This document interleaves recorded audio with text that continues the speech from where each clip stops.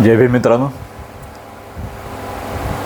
मी प्राध्यापक प्रेमरत्न चौकेकर, राष्ट्रीय अध्यक्ष Republican Party of India democratic socialist. मित्रो, येणाऱ्या मंगळवारी म्हणजे दिनांक 17 मार्च 2026 या दिवशी आपण पक्षातर्फे लाक्षणिक उपोषण करत आहोत. स्थळ आहे आझाद मैदान, फोर्ट, मुंबई. मित्रो, या लाक्षणिक उपोषणाची दोन महत्त्वाचे मुद्दे आहेत. एक महत्त्वाचा मुद्दा आहे तो म्हणजे या महाराष्ट्रामध्ये आणि एकूणच देशामध्ये सगळ्यात निग्लेक्ट झालेला, दुर्लक्षित झालेला घटक आहे तो म्हणजे शेतमजूर. शेतकऱ्यांची अनेक आंदोलनं आपण पाहिली, ऐकली, वाचली. थोडंफार त्यांना दबाव गटामुळे काही रिटर्न्स मिळतात, कर्ज माफ होतं. परंतु या शेतीमध्ये काम करणारे, प्रत्यक्ष काम करणारे जे शेतमजूर आहेत, की ज्यांच्या कष्टामुळे या देशाची GDP वाढते, या देशामध्ये संपत्ती वाढते, अशा शेतमजुरांच्या प्रश्नावर आपण लाक्षणिक उपोषण करीत आहोत. मित्रो, महत्त्वाची गोष्ट अशी की या मजुरांची संख्या महाराष्ट्रामध्ये जवळजवळ 2 कोटी आहे.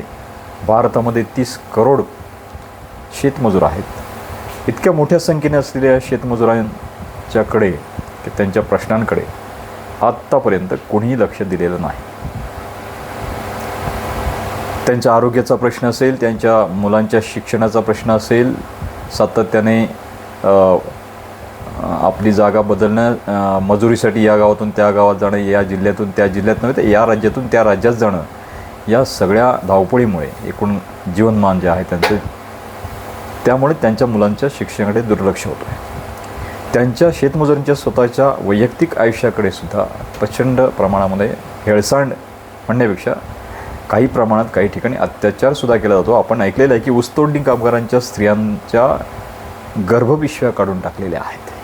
ही समस्या अतिशय भयानक आहे, अतिशय गंभीर आहे आणि या सगळ्या प्रश्नांकडे दुर्लक्ष केलं गेलं आहे.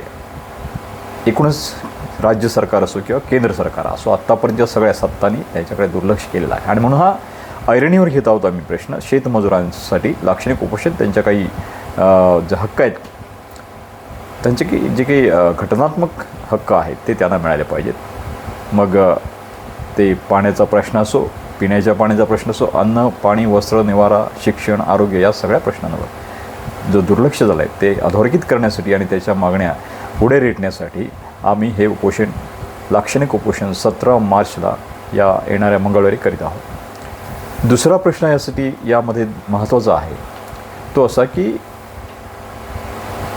खाजगी क्षेत्रामध्ये आरक्षण मिळालं पाहिजे, लागू केलं गेलं पाहिजे. कारण गेल्या 30-40 वर्षामध्ये सरकारी यंत्रणांच्या नोकऱ्यांमध्ये त्यांचा जो विस्तार आहे तो आकुंचित केला जात आहे.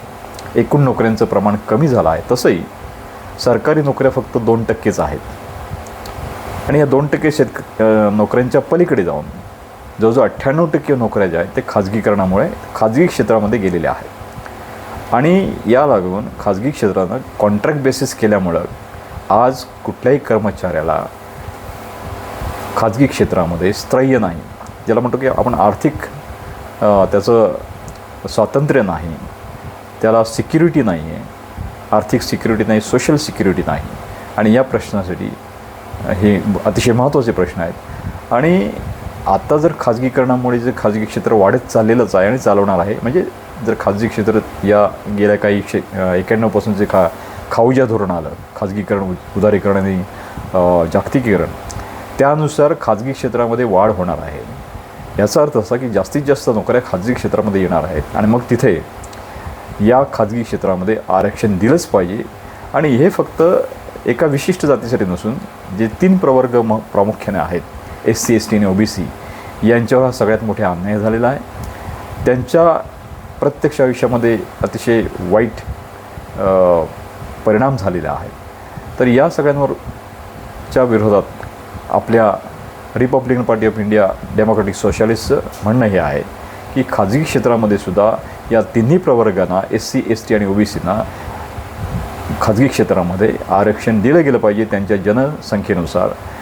आणि हा अतिशय प्रश्न आहे तो लावून धरण्यासाठी सुद्धा हा लाक्षणिक उपोषण आम्ही करीत आहोत. तर या लाक्षणिक उपोषणाच्या या घटनेला किंवा या एका आंदोलनाला आपण 17 मार्च 2026 म्हणजे येणाऱ्या मंगळवारी आपण मोठ्या संख्येनं आझाद मैदानावर उपस्थित राहावं असं मी आपल्या सर्वांना आवाहन करतो.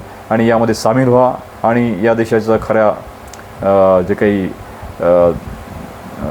प्रोडक्शन करणारे लोक आहेत, जे की ज्यांच्या हातामध्ये या देशाचं GDP वाढवण्याची ताकद, ज्यांचे हात या GDP या देशाचं संपत्ती वाढवण्याचं काम करतात, कष्ट करतात, त्यांच्या कष्टावर हे सगळा डोलारा उभा आहे.